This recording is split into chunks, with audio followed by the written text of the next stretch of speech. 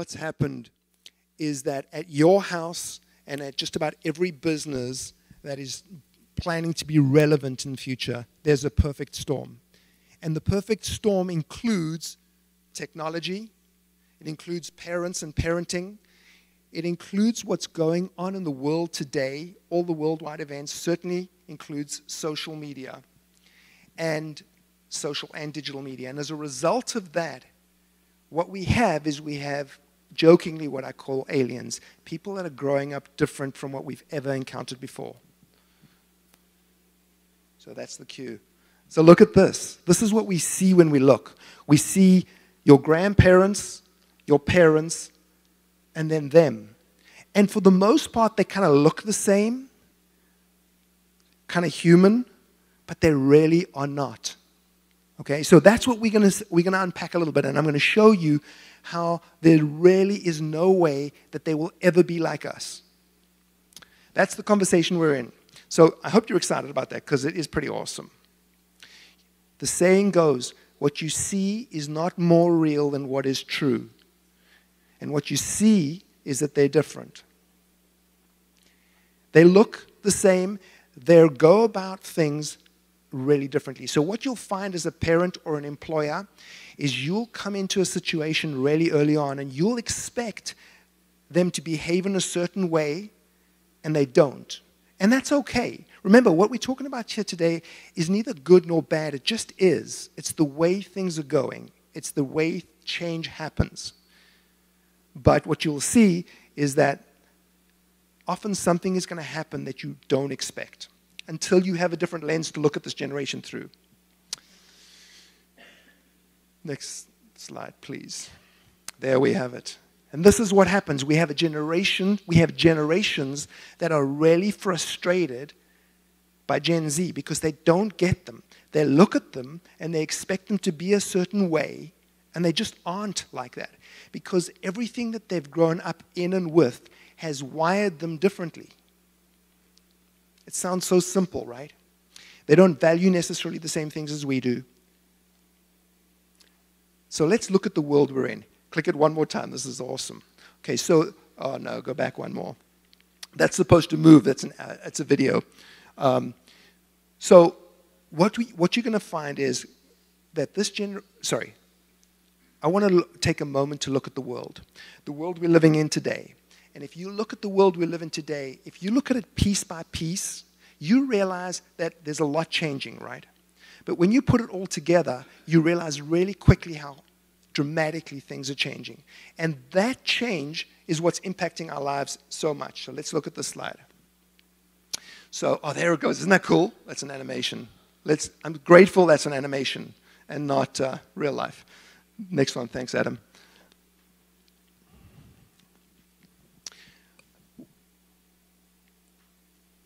This gives you an idea of just how quickly things have changed. 50 million users is what the standard is here. It took 68 years for the airlines to get 50 million users.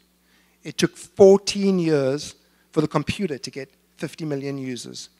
It took Pokemon Go 19 days to get 50 million users. This is just a sense of how quickly the world is changing and how all those things that I told you were the perfect storm, how those are impacting and changing the world. There's a guy by the name of Jim Keyes. In December 2008, Jim Keyes was the CEO of none other than Blockbuster. Do you guys know Blockbuster? Really? That's impressive, because they don't exist anymore, right? And Jim Keyes said in 2008, Netflix was not even on his radar. Okay, so he's probably a really smart man. This is not a case study on Netflix or Blockbusters.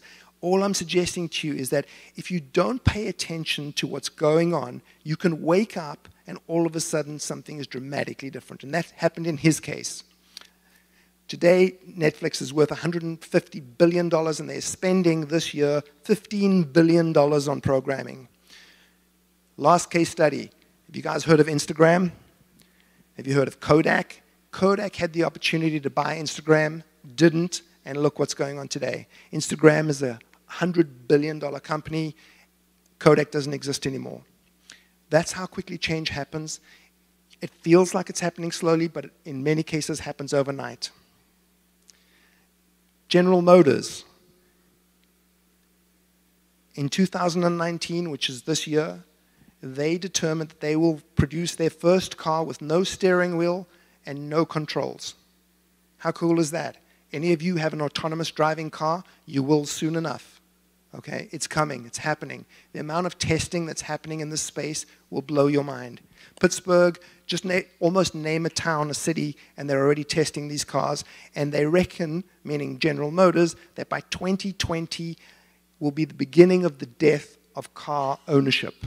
I can't wait. I never want to drive again. I can't wait for that. All right. China has technology that it can facially recognize 1.3 billion Chinese citizens in under 3 seconds. They have a system where they had pickpockets in the underground, in the train stations. And what they did was they tracked people's cell phones, and they very quickly determined who the pickpockets were by the activity from their phones, what they were doing, how they... Minority Report, any of you see that movie? If you guys want to know what tomorrow is going to look like, watch science fiction movies. It's going to happen like that. Minority Report, this is what's happening. So what they were able to do is they tracked people, and the people that weren't going into the train station and leaving, that were milling about, they thought were the pickpockets. And they started to arrest them before they committed a crime, and it turns out that they were right. Isn't it interesting? And here we have something we haven't yet seen, the Amazon drone mothership delivering your packages with smaller drones. That's going to happen before we know it. Already in Virginia, they have a drone that they use to deliver human organs for transplant. They've used a drone to get it from point A to point B, to get it there quicker, no traffic. This is going to be something commonplace tomorrow. It's already happening in some ways, in different versions of the story. So I'm trying to give you a sense. Thank you, Adam. You've got the touch, and I want to thank you for having the touch. My favorite people, Calvin and Hobbes, they talk about everything just seems the same, and one morning you wake up and everything is different. And what I'm trying to explain to you is that waking up and everything is different is happening right now. The amount of headlines I can tell you, BMW and Mercedes, two of the biggest rivals, entered into a big number, I forget the number, agreement to develop autonomous cars together. What? It's like Pepsi and Coke deciding to do something together. It's amazing the rate of technology. What's going on? We're in the deepest transformation of everyday transformation, and it's global. This is a quote I'm reading to you. There is a school at Oxford University. It's called the Martin School, and they do research. They have determined that 47% of white-collar jobs by the year 2035 are going to be automated. White-collar jobs. So let's talk about Gen Z. You're seeing that video there. I love it, right? Why? Because this is one of the first generations that is mentored almost entirely by their peers around the world, not by the generation that came before them. This is something that sets them apart. Most generations pass down what they value and what they love to the next generation. Gen Z influence one another more than the generation that came before them. That is crazy. Why are they eating Tide Pods? Because somebody else said, eat a Tide Pod. The generation before them is not going to tell them to eat a Tide Pod. It's an amazing change in the way the world works. It is a huge difference. But what is so cool about this generation is that they are colorblind. They don't see gender. They just don't see the things that so many other generations see. They allow you to be who you are, and they're good with that. A really, really interesting generation. They are the most cause-driven generation we have yet encountered. This 5-year-old, he's like, isn't it bizarre that Spider-Man is at my birthday party when he could be out saving lives? And what's he doing at my birthday party? They are cause-driven. They really care. one of the reasons they care so much is because they know about causes through social and digital media more than any before. 93% say they want to buy from a company that has social impact.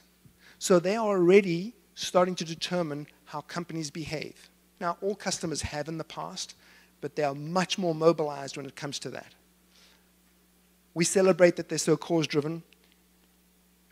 They're also one of the loneliest, isolated generations we've ever encountered. 40% less time spent with friends than the generation before them. They spend 40% less time. That is significant. When you think about the implications of what that is, significant. 25% of them have fewer jobs in school than Gen X did. In other words, while they're in school, they're not working as much as Gen X did. However, they are working in the gig economy, and if you guys know what the gig economy is, that means you're driving for Uber, which you're not, or you're doing something online to generate income, which means you can work if and when you want to. It's really amazing.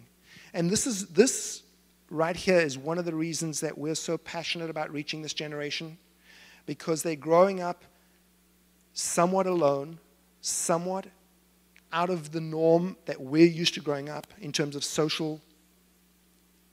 They're sitting in their rooms, they're connected to the entire world, and they're depressed and they're alone, and we don't even know it.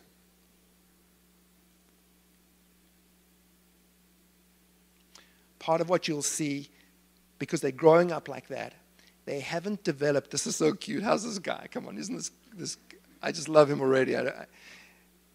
They are not developing their social skills in the same way as the generations before, because they're just not getting out as much. They're not communicating in the same way as much.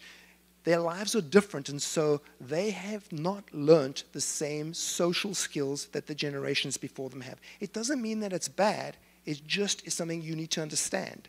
As an employer, it's critical that you know that. As a parent, it's critical that you know that. It doesn't mean that your child has got bad manners. It just means that they're growing up differently. And I hope there's things that we can do to help them in that. This young man, he's seen some wonderful things and he's seen some terrible things. And that's what this generation has grown up with. They have had very few filters in their lives in terms of seeing everything that's going on in the world. Social media has given them the ability to see some amazing things of people here, there, doing the craziest, coolest things. But they've also had access to some of the worst, scariest, most horrible things that are constantly available to them to view. And so you can't go through life like that and not be different. If you think about a time before television, which some people actually had, something could happen in the town next door and you would never know about it. There could be a mass murderer and you would never know. Everything's fine, let's go sit out on the porch. Today, there's a mass murder in a country 15 hours away and you're like, don't go outside. It's scary out there, right? That's a real world that we're living in. This young lady's talking about fears, concerns, and worries about what's going on in the world. They are scared, not only financially nervous. They've seen a lot of parents go through the stock market crash in 2008. They'll turn on the news, and there's a lot of negativity on the news. No wonder they're nervous to go outside. They also understand how important it is to be safe and to present themselves well, because they're in a race to get a job to ensure that they're not in the same financial position as their parents or somebody that they might have known. And so they're looking at the world so differently. If they're anxious, if they're depressed, if they're suicidal, it's sometimes something nobody else knows because their interactions are just far, far less. And believe me, it gets better. Okay, sorry about this being so heavy. They don't drive. Come on, that's funny. Parking out front the liquor store, all the things have been bumped. Isn't that funny? That's funny. Come on, guys. They are not driving. At the age of 16, most people would go immediately and get their driver's license. Generations before, it was like a rite of passage. Oh, I got the car. They would then get a job to pay for the gas, potentially. Well, they are not driving. Some of them are not getting their driver's licenses at all. Now the driver's licenses are being got 18, 19, 20. They're not drinking. That should be celebrated. The number of beer sales have plummeted, which is a good thing, right? They're not having sex. They're not doing drugs. Those are all things that should be celebrated. There is an argument, however, that's part of the reason that we grow up so quickly when you go through those kinds of things. And I'm not encouraging that should happen, but that's part of the reality. So there's some things to celebrate, but they're not doing any of that because they're just not going out as much. The text pistols, communication has changed and is changing all the time. I'm going to read you a quote here. Emojis reflect the cultural revolution that has come with technology and the smartphone in particular. It's also the only form of language that can transcend linguistic borders, geopolitical, and language boundaries. You see, texting crosses borders, boundaries, languages. And it is already the way that Gen Z communicates. We were talking before about how important it is to have a neat handwriting, how important it is to be able to spell check and write "Dear Sir" in an email and "Thank you so much." The question I wonder and ponder all the time is, how long is that still going to be important for? How far away from voice-activated texting are we? We're already there in so many ways. Is spelling important at that point? Or can I focus my attention somewhere else? And I'm suggesting to you that while we, the older generations, think that's really important, and I know there is some importance to it, the younger generation may never, ever use that. If we use autonomous cars as an example, is it important for you to teach your child to drive when they may never, ever, ever drive a car? It could be fun, but is it important? I don't know, right? Well, that's where we are. Language communication is being changed. Let me share some data with you. We've got individuals growing up, isolated and customized. Every one of you are customizing your own lives. They're 80% more driven than their peers, according to them. Why? Because they know they've got to succeed. They know how hard the world is, and they're competing. Listen to this. 89% of them want to spend productive free time over just free time. So I don't just want to go and hang out. While I'm hanging out, I want to learn a skill. I want to improve in some way or another. Why? Because I understand what tomorrow is going to require of me. I understand that I'm in a process and a competition. They're incredibly motivated, incredibly driven. They're on 5 screens average as opposed to 2, and they communicate with images and not texts. Let's talk about parents. Here the parents are. They see something funky is going on, but they can't put their finger on it. And at the end of the day, that guy's running out of wherever, that bar, on fire. And they're like, oh yeah, it should be fine, let's go inside. I would not go in there. Somebody's just been set on fire. Parents are kind of like in that space right now where they're looking at their kids and like, they're just teenagers, they'll figure it out. Or everything's going to be fine. And I'm sure a lot of it will be. This is not to like, whoa, everything's wrong. But there's a better way. That's what I'm suggesting. If you can read what it says there, can you guys read that? In my defense, I was left unsupervised. He's lost both his legs, okay? Here's what's happened. Gen Z are being brought up by, for the most part, millennial parents. And for the most part, millennial parents grew up under a real helicopter parent syndrome. Do you guys know what that means? Where mom or dad was so involved in their lives that one of 2 things typically happened. 1, they never got to make a decision for themselves in case they would fail, so they have no backbone, or they have not figured a lot of things out for themselves. Or the second part is they've got a backbone, and they rebelled completely against mom or dad making all these decisions for them. And so what has happened in some cases is that they now have kids, and they are saying, just what we were saying earlier, I will not be like my mother or my father.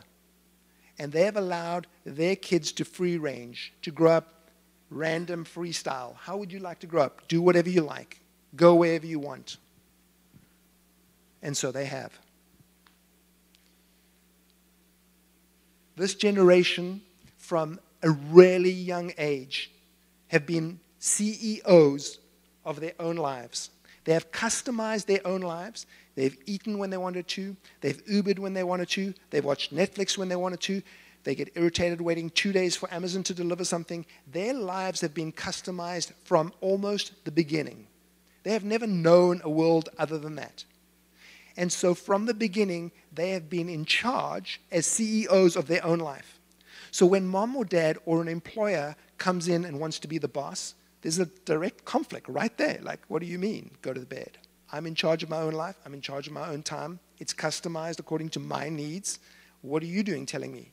Plus, parents have grown up, they've grown up kind of hands-off. Their parents have been hands-off.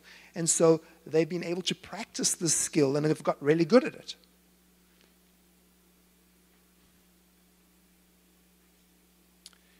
They are one of the most creative and exciting generations we've ever encountered. They have created more things than any generation before them. That's how they communicate. We love that about them, even when they're CEOs. So there's two things that I'm going to share with you. And these two things are really the core takeaways, because I'm scratching the surface and I'm going really quickly, okay? There's so much more to what I've shared. But there's two things that you have to understand. The first thing is, according to many people, Gen Z have what they call an 8-second attention span. You guys have done really well, okay? Really well. That's at least 11 seconds that we've had eye contact. That's great, okay? It's truly not an 8-second attention span. That is a misclassification. Somebody else said it's an 8-second filter, and we truly believe that that's an 8-second filter. And let me explain to you what that looks like. If you get anything from this conversation, take these two things away, okay? This is where it's at. Think about the world we all live in today, all of us, not just Gen Z. There is not a moment that goes by that your cell phone isn't pinging, that there's marketing being pushed towards you, emails, everywhere you look and go, there's marketing, there's data, there's content. There are people vying for your attention 24/7. There's not a moment that goes by that somebody isn't trying to get your attention somewhere. And so what they've done and what they've learned to do as a coping mechanism is filter things in 8 seconds. And if you pay enough attention, you'll see that every single person that's here today has started to practice that 8-second filter. And what does that 8-second filter look like? It looks like this. They have to decide very quickly. Come on, that's funny, right? They have to decide very quickly what they're going to consume and what they're not going to consume. So they decide whether a conversation with somebody is valuable enough for their attention, and if it is, they get curated in. So now we're talking about an 8-second filter that leads to curation. Curation means I like you, I will listen to you. I don't like you, I will not listen to you. And it's not about you as a person, it's about what you've got to say. In order for you to be curated into somebody's life, you have to understand how they work. And you have to understand that this actually happens. Otherwise, where's your motive to try and get into the curated stream? And I want to say this, that if you're not in their curated stream, if you don't follow me on Instagram, I will never have influence in your life. And why aren't you following me on Instagram? Are you? Yes. This is a big deal. So when you're an employer and or a parent, the concept of having to get into your own child's curated stream and or your employee's curated stream is bizarre. I will tell them when to go to bed, what to eat, and what to do. Yes, you will. But the better way is, if you truly want to have influence in those lives, you have to figure out how to get into their curated stream. You've got to be relevant, and you've got to be something of meaning to them. A parent has some of that, not all of that. If you're not convinced, this young lady's name is Maju. She's working for me this summer. She's from Brazil. What an amazing young lady. She has 5.5 million followers. What does she do for a living? She's an influencer. When she went to the Doritos factory, everybody that follows her was eating Doritos. When she wears Adidas, everybody wears Adidas. As a parent, as an employer, if you don't see that tomorrow marketing influence is going through influencers, by the time you realize, it's going to be too late. And it's okay, Gen Z is not going to die. That's not what I mean. It means your opportunity to influence them well will have come and gone. Marketing companies, businesses are slowly catching on to this and realize that I'm going to shut off anything that's trying to advertise to me, But an influencer, if I allow you into my life, you can say to me, hey, I like that shirt. Wow, I'm going to get it then. This journey is epic, and it's one of the motives that you as a parent and or employer needs to understand. You have to learn how to influence, otherwise you will have no effect. There's a raging debate about screens. Screen time, it's terrible. It's driving people to depression. There's a lot of truth to that. And I'm not here to say it's wrong or it's right. I just want you to know this. If you look at what's going on in our lives, we are going to get more and more and more and more screens. My refrigerator talks to my dishwasher. My dishwasher speaks to my garage door. Turn on when I go to sleep. When my power goes down and my lights turn off, then the dishwasher can turn on. My life is full of screens, and yours is going to be more and more full of screens. So screen time, even if it is the issue, is not an issue we can solve. So standing here to say, well, limit your kids' screen time is not going to solve one problem that we are currently facing. Does that make sense to you? Can I tell you what is an issue right now? Is social media. Social media is very difficult. It is epic on so many different levels. So let me tell you this. One of the things that you can do, is you can stop your children from using it. Tie them up, put them in a corner. Great job, mom. Great job, dad. Now they won't only be ostracized by their friends, but even your friends will think you're weird. Okay? You've got to understand that the world we live in, social and digital media, is part of communication. The social media is a little bit scary, and I'm going to read a quote to you here. Social media, the challenge with social media is the social comparison is amplified in feelings of insecurity, envy, and depression, and social isolation. Social media is epic from that perspective. There's a whole bunch of my friends that went here. I'm the only one that didn't get invited. What's going on? Everybody's lives on social media are like, oh, look how amazing that is, and my life is just not like that. We totally understand that. There are some real challenges around the social media space, especially for girls, because girls tend to be a little bit more vulnerable to this. So if you have a son and or a daughter, you have to pay attention to what's going on. This doesn't mean become a helicopter parent. This doesn't mean get into their feed and take their phone away from them. That is not going to be a good solution. But you've got to be aware of who your kids are and what they're doing in that space. What I really believe is going to happen is in very short time, you're going to start seeing that Gen Z entrepreneurs are going to build new applications that aren't going to be based around likes and such. Here's the thing. It's a multi-billion-dollar industry. Programmers are building apps and programs to get you to come back all the time. Is a mom or a dad saying, get off your phone, going to help? No. All it's going to do is make them do things differently. They're going to do it when you're not there. They're going to sneak away, and you're going to start to create something that you have to deal with. There's a better way. You just have to be deliberate. Stay there, Adam. No, go back one more, Adam. Thank you. So the idea is here, as soon as you know better, do better. And if you know anything better today, just know this, that this generation is wired differently because of all the forces that have come to bear on them. They cannot be the same as the silent generation, where the Hoover Dam was awesome and online dating was going down a, whatever that thing's called. Okay? They can't be the same. So let me share a couple of thoughts with you. One, every single one of us is being changed. So if they are truly aliens, what they've done is they've invaded Earth, and they are slowly making us like they are. Every one of us is starting to adapt and to change, to customize our own lives, to in the same way as they have individualized every single thing we're about. We're just blaming them at the moment because we don't think they're like us, and they're not, but we're becoming more like them. The challenge that parents have is this. It is really hard to keep up. Technology is changing all the time. We call it tech fatigue. What's the latest app? My daughter's got this new app. What now? Oh, I can't keep. Well, let me tell you, you have no choice. The world is changing so fast. There is a time where you will no longer be able to get Windows 95. It will not be served anymore. It will not be supported anymore. Sometime Windows 95 is going to be buried. I'm sure it already has been. I'm joking when I say that. The old flip phone is dead. You'll find it in a museum. Life has moved on. The same with apps. Apps are the way that people are communicating, and you have to be aware. Now, you don't have to learn them all, But as long as you take a step, you're moving in the right direction. Tech fatigue is an excuse for you to be absent and not parent. It's an excuse for you not to manage your employees well. You have to understand how they communicate so that you can move with them. I will give you some suggestions and answers. My heart is to influence them well. And that's why, for me, it is truly, truly important to understand what makes them tick as a generalization. Our business relies on it.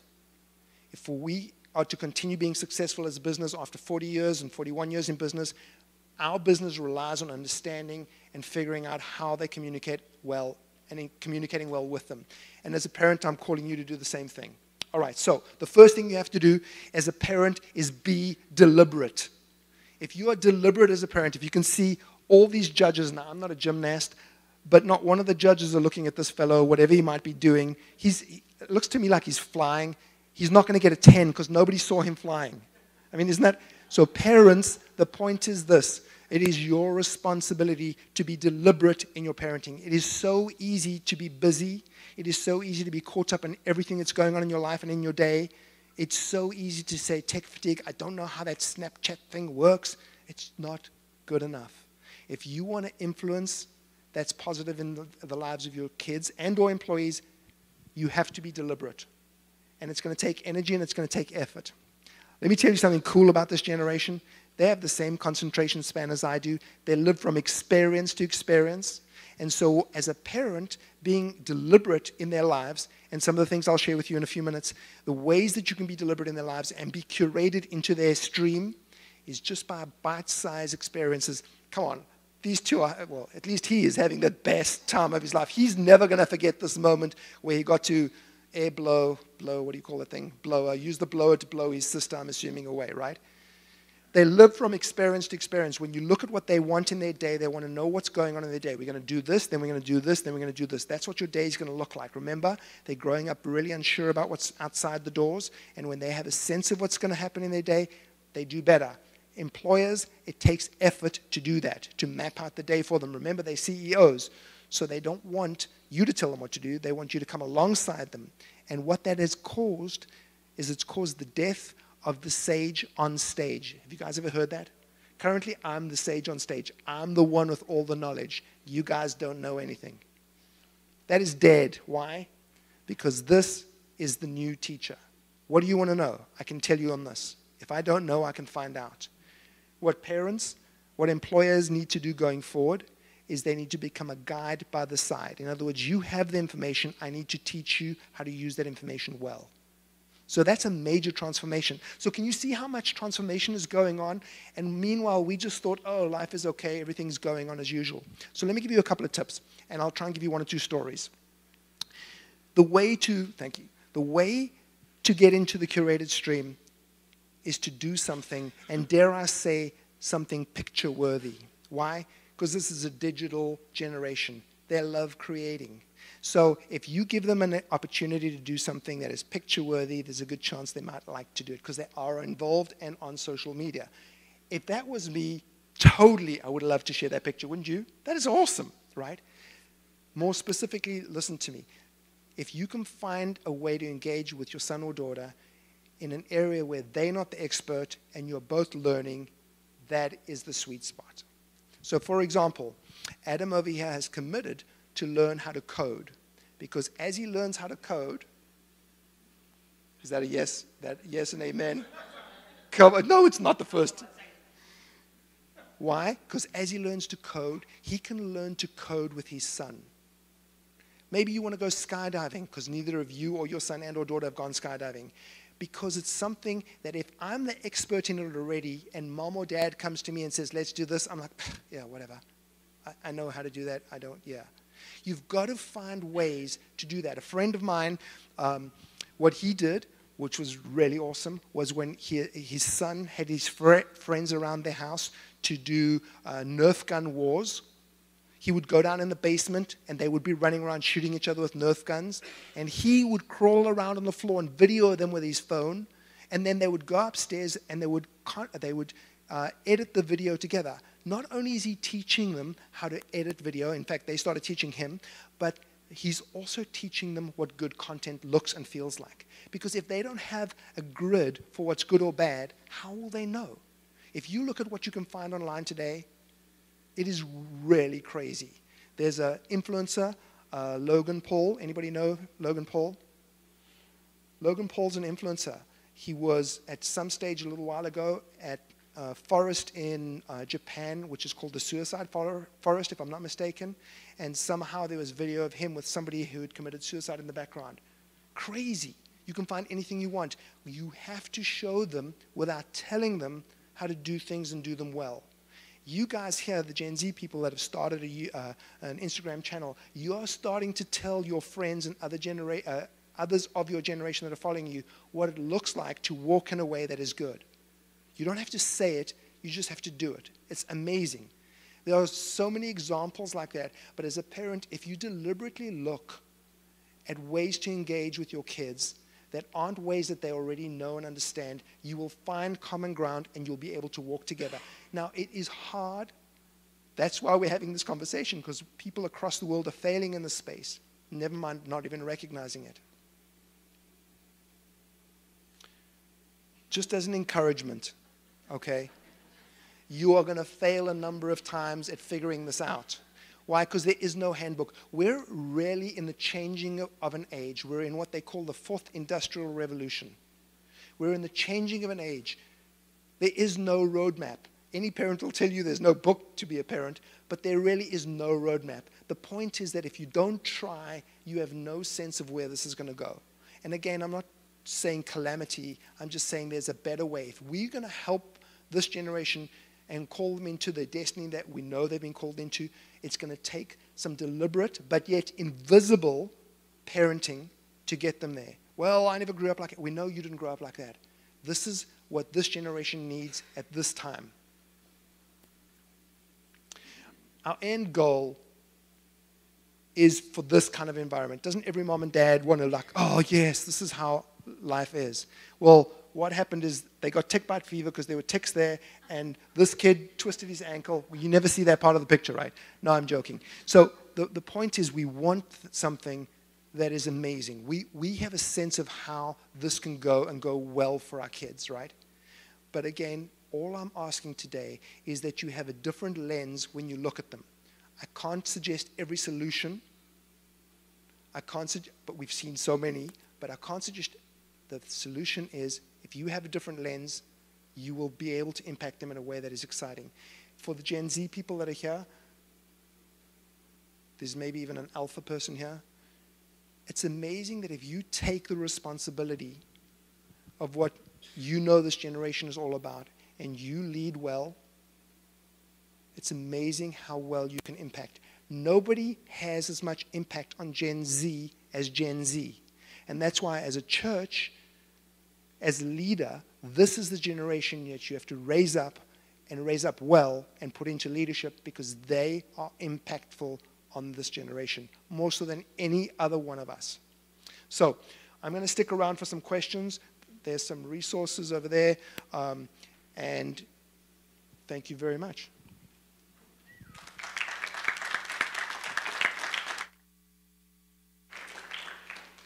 You can pull that off. I think we're done, right? Let me just say this, guys. We've really just scratched the surface. I've tried to be really general. What I've tried to show you is that our world is changing. Parents have checked out. Parents need to check back in. And these aliens need a different set of rules to live by. In fact, they're living by a different set of rules. They need to be handled differently. So if anybody has any questions, you're welcome. If not, thank you so much for coming. I really appreciate you taking the time.